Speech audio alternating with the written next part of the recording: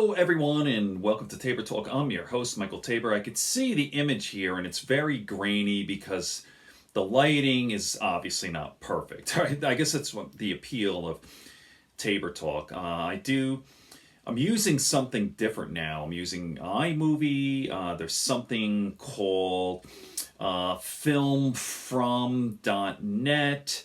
I'm downloading MP4 files and looking at some YouTube videos. But, as I said in my previous video, something I posted yesterday, it's really content that's important. Eventually I'm really, I'm working on setting up a podcast, Tabor Talk, and I don't know if I'm going to have video at all. Anyway, so I want to talk about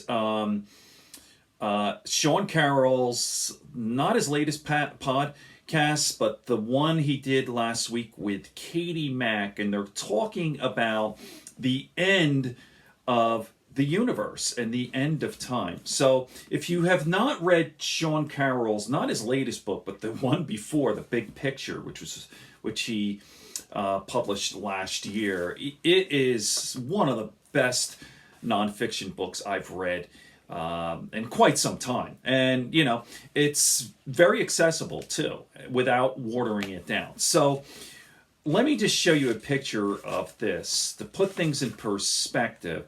I think this was a Carl Sagan illustration.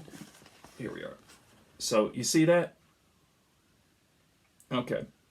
So I've done a couple of videos on nihilism and antinatalism and the meaninglessness of this world. Like, nothing really matters ultimately, right? Like right now we're living in the moment. It's 2019 and Trump's president and big election next year, 2020, and we're all this and that. But ultimately, none of this means a fucking thing. Like zero. Like even historically, like our history's nothing, right? Like you think about 3,000 years ago, 4,000, right? The Greeks and the way back Sumerians, since civilization, what is it, 6,000 years?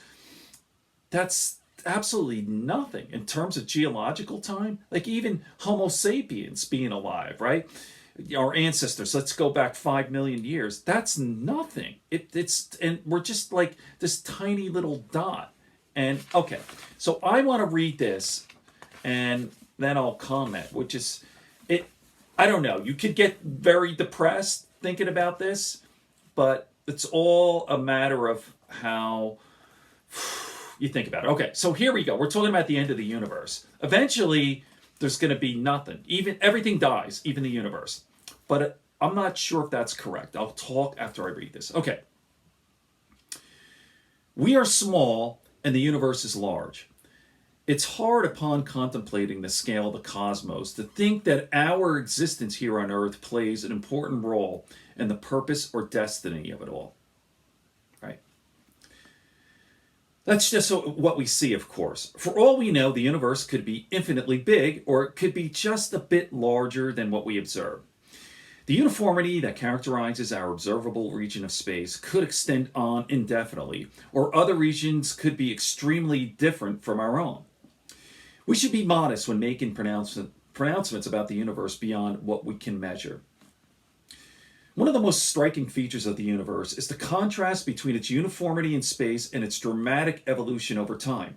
We seem to live in a universe with a pronounced temporal imbalance, about 14 billion years between the Big Bang and now, and perhaps an infinite number of years between now and the eventual future.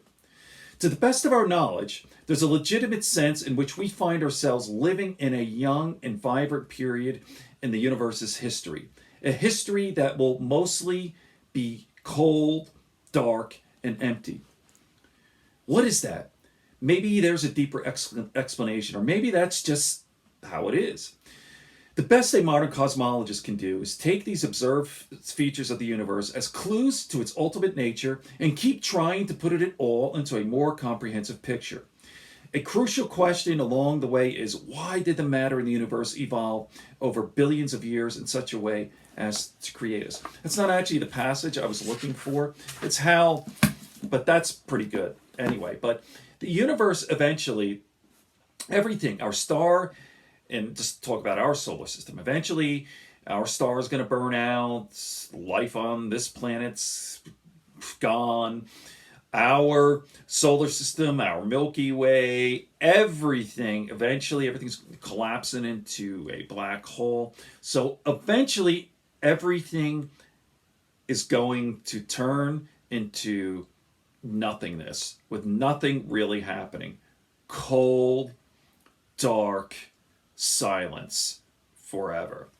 That's quite depressing. And actually, Sean Carroll's talking to Katie Mack about the end of the universe. There's just nothing, right? And doesn't really matter. Now, I understand the science today says that that's what's going to happen. Eventually, it's just nothingness, cold, dark silence forever. But I'm not sure if that's correct. Because we don't know everything, right? Yes, I understand the point. The science is clear. That's what it states. But who knows what we're going to know in 100 years, in 1,000 years, 10,000 years, in 1,000,000 years? You see? We might be looking at things totally wrong. Okay, on that note, good friends, good books, and a sleepy conscience, peace, love, and understanding here on Tabor Talk.